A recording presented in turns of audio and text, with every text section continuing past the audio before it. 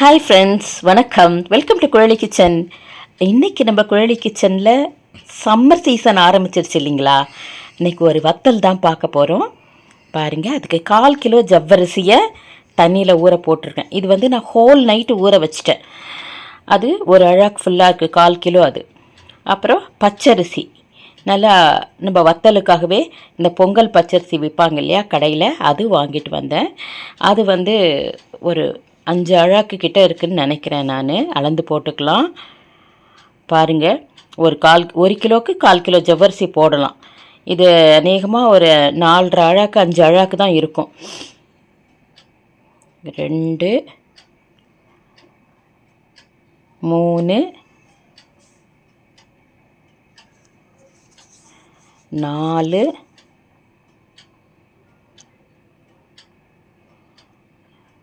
4 அழாக்கு போட்டிருக்கோம். இது ஒரு அரை அழாக்கு தான் இருக்குது, 4.5 அழாக்கு தான் இருக்குது. இது 4 அழாக்குனாலே 1 கிலோ, 1 கிலோவுக்கு கொஞ்சம் கூட இருக்குது. அதுக்கு 1/4 கிலோ ஜவ்வரிசி கரெக்டாக தான் இருக்கும். இதை வந்து நான் நல்லா 2 தடவை நல்லா கழுவிடணும். நல்லா வாஷ் பண்ணிவிட்டு தண்ணி ஊற்றி வச்சுட்டேன். அதே மாதிரியே இந்த ஜவ்வரிசியையும் நல்லா ஒரு தடவை வாஷ் பண்ணிவிட்டு அதுக்கப்புறம் தண்ணி ஊற்றி வச்சிடணும். தண்ணி ஊற்றி ஹோல் நைட் நான் வச்சுட்டேங்க. ஏன்னா இது வத்தலுக்கு வந்து திரும்ப குக்கரில் வச்சு தான் செய்ய போகிறேன். நல்லா குழைய வரும். அப்போ நைட் ஃபுல்லாக ஊறிடுச்சுன்னா அரிசி வந்து நல்லா வெந்து குழஞ்சி வரும். நமக்கு வந்து ரொம்ப ஈஸியாக இருக்கும். அதுக்காக நைட் ஃபுல்லாகவே நான் ஊற வச்சுருக்கேன். நீங்களும் இதே மாதிரி செய்யலாம். ரொம்ப ஈஸியான மெத்தடு இது.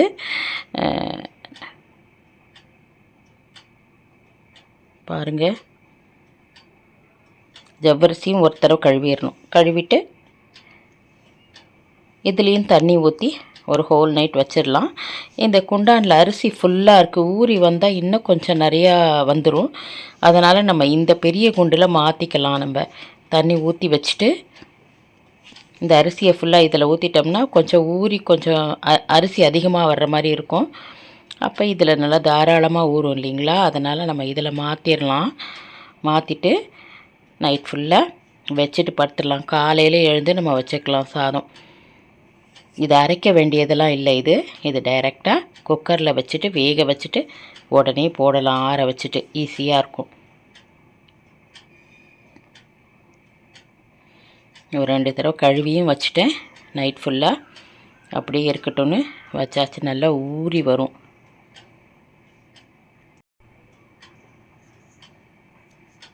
இது அப்படியே வச்சுட்டு நம்ம காலையில் பார்த்துக்கலாங்க நல்லா எப்படி ஊறி இருக்குன்னு சொல்லிட்டு.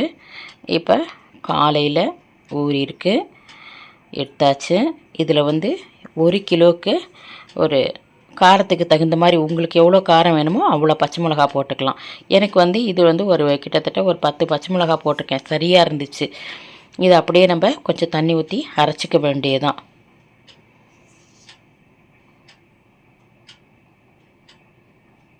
பாருங்கள், இந்த பச்சை மிளகா நல்லா மிக்சியில் அரைச்சிட்டு நம்ம ரைஸோடு இதையும் சேர்த்து வச்சிடணும். ஆனால் ரைஸ் வந்து பாருங்கள், நான் கிட்டத்தட்ட 1 கிலோவுக்கு மேலே இருக்குது.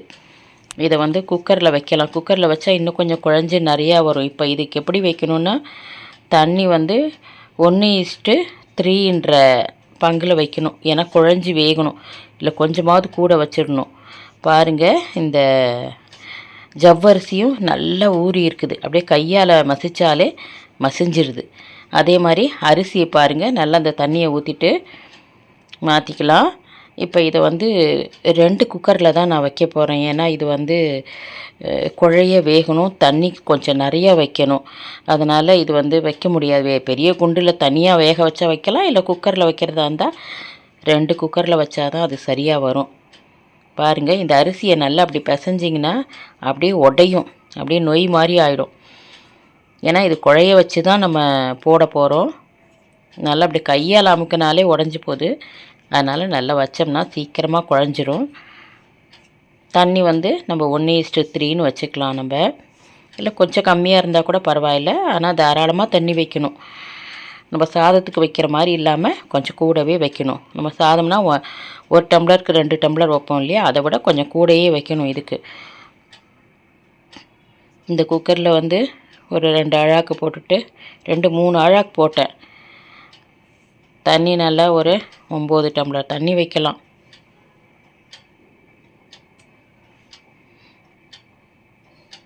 ஏன்னா இதுவும் வச்சுட்டு இந்த ஜவ்வரிசியும் போடணும். இதுவும் வந்து நல்லா ஊறி 2 அழாக்கா இருக்குது. இதில் பாதி இன்னொரு குக்கரில் பாதி வச்சுக்கலாம்னு சொல்லிவிட்டு அளந்து போட்டுக்கிறேங்க. ஈவனாக இருக்கணும் இல்லையா 2 குக்கர்லேயும், அதனால் அளந்து போட்டுக்கிறேன். இதில் பாதி இன்னொரு குக்கரில் பாதி. இப்போ வந்து இதில் தண்ணி ஊற்றிக்கலாம் நல்லா. இப்போ 3 அழாக்கு அரிசியும் போட்டாச்சு, 1 அழாக்கு இந்த ஜவ்வரிசியும் போட்டாச்சு. ஆனால் ஜவ்வரிசிக்குன்னு நம்ம தனியாக ஊற்ற வேணாம். இதில் அரிசிக்கு 9 அழாக்கு தண்ணி ஊற்றினாலே நல்லா குழைய வெந்துடும். ஏன்னா ஜவ்வரிசி இப்போயே அப்படி கையால் தொட்டாலே உங்களுக்கு மாவு மாதிரி ஆகிடும். நல்லா இருந்ததுனால 1 அழாக்குக்கு 3 அப்படின்ற மாதிரி தண்ணி ஊற்றி மூடி வச்சிடலாங்க. அவ்வளோதான். அந்த குக்கரும் பிடிக்கும். நல்லா ஃபுல்லாக வந்துடுச்சு பாருங்கள். அதுக்கே கஞ்சிலாம் கொஞ்சம் வெளியில் வந்த மாதிரி ஆச்சு விசில் வரும்போது. இதை மூடி ஒரு குக்கரில் வச்சிடலாம். 2 குக்கர் இருக்குது, அதனால் சரி வச்சிடலாம் சொல்லிட்டு உப்பும் போட்டுட்டேன். இந்த மிளகாய் அரைச்சி வச்சுருக்கேன் இல்லைங்களா, அதில் பாதி இதில் ஊற்றிக்கிறேன், பாதி இந்த அரிசிக்கு வச்சுக்கலாம். இப்போ இந்த ஒரு குக்கர் வச்சாச்சு. ஒருத்தர் நல்லா கலக்கி விட்டுட்டு உப்பு போட்டாச்சு, மிளகாவும் ஊற்றியாச்சு, வச்சாச்சு. அவ்வளோதான். நல்லா ஒரு 3 விசில் விட்டு இறக்கிடலாம், குழஞ்சிரும் நல்லா. இப்போ இன்னொரு குக்கரில் மீதி இருக்கிறது எல்லாத்தையும் போட்டேன். ஆனால் அதில் வந்து எல்லாத்தையும் போட்டுட்டு தண்ணி ஊற்றினேன். தண்ணி ஊற்றினா ரொம்ப நிறையா வருது சாதம். வந்து இன்னும் தண்ணி ஊற்றுறதுக்கு இடம் இல்லாதனால இன்னொரு சின்ன குக்கர்லேயும் கொஞ்சம் எடுத்து போட்டு வச்சிட்டேன் நான். இது சாதம் வடித்தா 4 அழாக்கு வடிக்கும். ஆனால் இப்போ நம்ம வத்தலுக்கு வைக்கிறதுனால தண்ணி எக்ஸ்ட்ரா வைக்கிறோம் இல்லைங்களா, அதனால் இதில் வந்து நிறையா தண்ணி வர்ற மாதிரி இருந்துச்சு.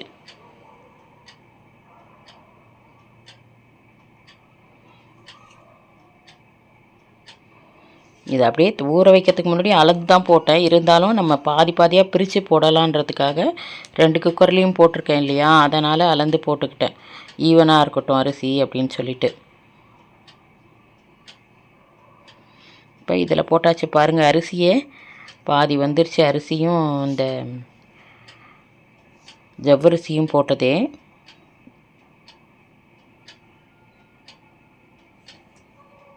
தண்ணி ஊற்றினோம்னா நிறையா வர்ற மாதிரியே இருந்துச்சு.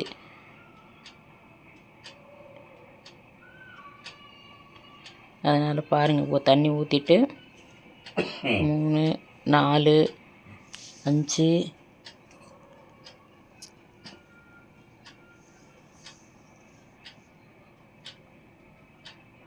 பாருங்கள், தண்ணி ஃபுல்லாக வந்துடுச்சு, குக்கர் ஃபுல்லாக வந்துடுச்சு.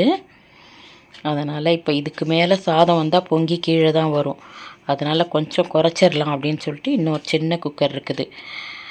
அந்த சின்ன குக்கரில் 1 லிட்டர் குக்கர், அதில் வந்து கொஞ்சம் எடுத்துட்டேன்.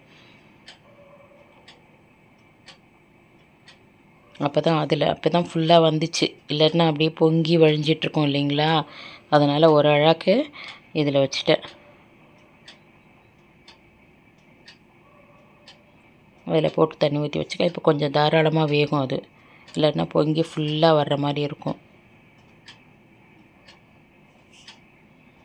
ஊற்றியாச்சுங்க. இந்த சின்ன குக்கரை ஃபஸ்ட்டு வச்சுட்டு அது சீக்கிரம் வந்துடும், 10 நிமிஷத்தில் அது சவுண்டு வந்துடும். அதனால் அதை ஃபஸ்ட்டு வச்சு இறக்கிட்டு அதுக்கப்புறமா இந்த பிளாக் குக்கரை வச்சேன். அதுலேயும் உப்பு போட்டாச்சு, இதுலேயும் உப்பு போட்டுட்டு இருக்கிற மிளகாவை 2த்துலேயும் ஷேர் பண்ணி ஊற்றிட்டேங்க.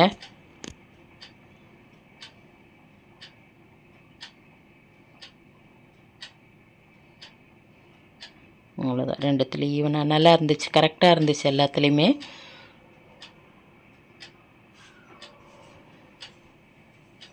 இப்போ நம்ம போடும்போது நம்ம பெருங்காயமும் ஜீரகமும் போட்டுக்கலாம். நம்ம வந்து நல்லா இதெல்லாம் சவுண்டு வந்து இறக்கி வச்சதுக்கு அப்புறமா அது போட்டுக்கலாம்.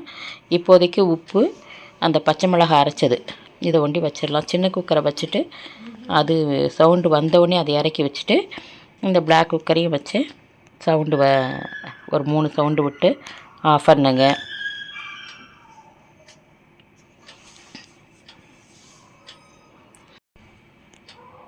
சின்ன குக்கரு. இப்போ 2 ஸ்டவ்லேயும் 2 குக்கர் இருக்குது. இதை மூடிலாம் இதை எடுத்து வைக்கணும். இது முடிஞ்சிருச்சுங்க, இறக்கிட்டேன். ஒரு ஸ்டவ் இப்போ ஃப்ரீயாக தான் இருக்குது. அதனால் அதில் வந்து இந்த குக்கரும் சவுண்டு வந்துருச்சு. இந்த பிளாக் குக்கரு இப்போ எடுத்து வச்சுட்டேன்.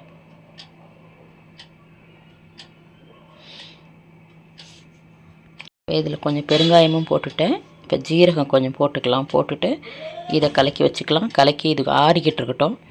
அதுக்குள்ளே இந்த குக்கர் வந்து ஸ்ட்ரீம் போயிடுச்சுன்னா அதையும் எடுத்துகிட்டு போகலாங்க.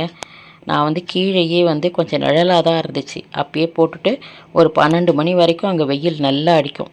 அதனால் இங்கேயே புழிஞ்சு விட்டுட்டேன். ஏன்னா ரொம்ப வெயிலில் போய் புழிய வேணான்னு சொல்லிவிட்டு புழிஞ்சிட்டு அதுக்கப்புறம் தட்டில் எடுத்து போட்டு மாடியில் கொண்டு போய் வச்சிட்டோம். இப்போ இந்த குக்கரும் ஸ்ட்ரீம் போயிடுச்சு. அதுதான் கலக்கிட்டு இருக்காங்க. இது நல்லாவே நைட் ஃபுல்லாக ஊறினதுனால கலக்கும் போதே நல்லா குழைவாக ஆயிடுச்சுங்க. ரொம்ப ஈஸியாக இருந்துச்சு. நைட்டு ஊற வச்சிட்டோம்னா நம்ம வத்தல் வந்து ரொம்ப ஈஸி. பெருங்காயம் போட்டு இந்த ஜீரகமும் போட்டுக்கலாம். அதில் போட்டு கிளறிட வேண்டியதான்.